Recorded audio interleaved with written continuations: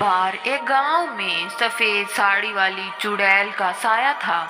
शाम होते ही कोई अपने घर से बाहर नहीं निकलता था, क्योंकि शाम होने के बाद वो चुड़ैल रात में घूमती, जो उसे मिल जाता उसे मार डालती। यह सब देख गांव के लोगों में उस चुड़ैल का बहुत खौफ था। उस गांव में एक अशोक नाम का राजा रहता था और गांव में एक रमा नाम की एक बूढ़ी औरत रहती थी।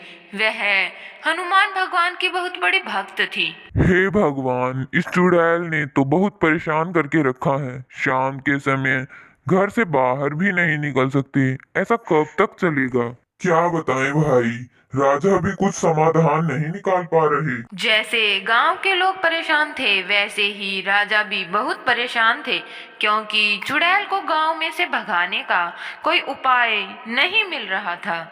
सैनिक, किसी तांत्रिक को बुला कर लाओ। सैनिक पास के गांव से तांत्रिक बुलाकर लाता है। महाराज, आपने मुझे याद किया।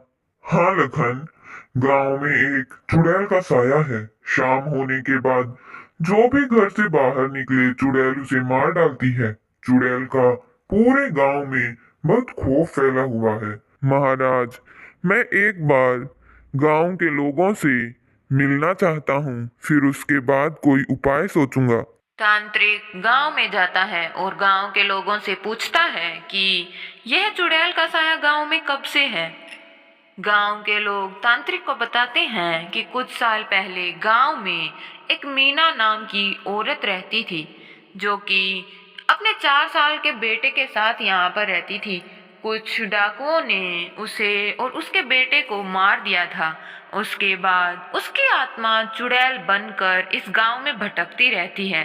तांत्रिक यह सब सुन राजा के महल लौट जाता है। तांत्रिक महल में जाकर महल को चारों ओर से देखता है। महल में उस चुड़ैल का साया नजर नहीं आता। महाराज, हमें इस चुड़ैल को भगाने के लिए एक यज्ञ करना पड़ेगा।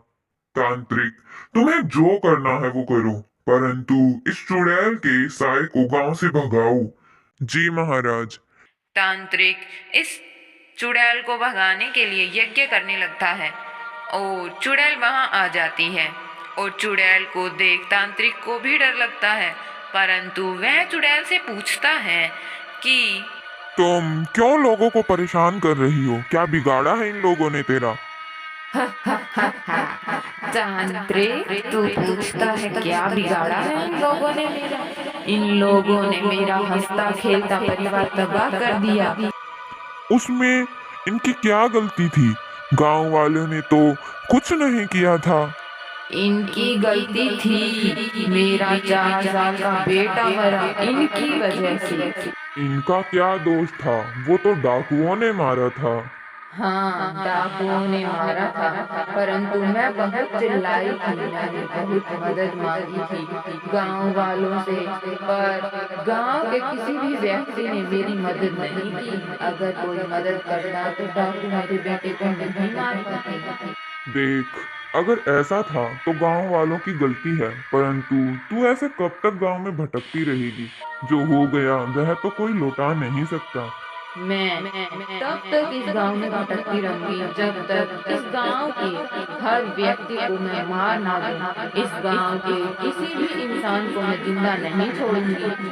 तांत्रिक बहुत कोशिश करता है चुड़ैल को गांव से भगाने की, परंतु वह इसमें कामयाब नहीं हो पाता। मुझे भगाने चला था, मैं नहीं जाऊंगी जब तक सब गांव वालों को न मार दूं। पहले चुड़ैल सिर्फ गांव में घूमती थी, अब वह लोगों के घरों में भी जाने लग गई। एक दिन चुड़ैल रमा के घर चली गई। घर में रमा, उसकी बहू व उसका 8 साल का पोता रहते थे। आज मैं तुम्हें नहीं छोड़ूंगी, मैं तुम सबको मार डालूंगी और पहले इस बच्चे को मारूंगी।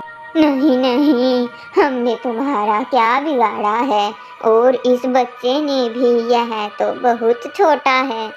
रमा पोते को अपने पीछे खड़ा कर लेती है और वह बजरंगबली को याद करती है। हे बजरंगबली, मेरी मदद करो। हे भगवान, हमें बचाओ। मदद करो भगवान, मदद करो। जब चुड़ैल उन्हें मारने के लिए आगे बढ़ती है तभी बजरंगबली अवतार लेते हैं और उन्हें उस चुड़ैल से बचाते हैं।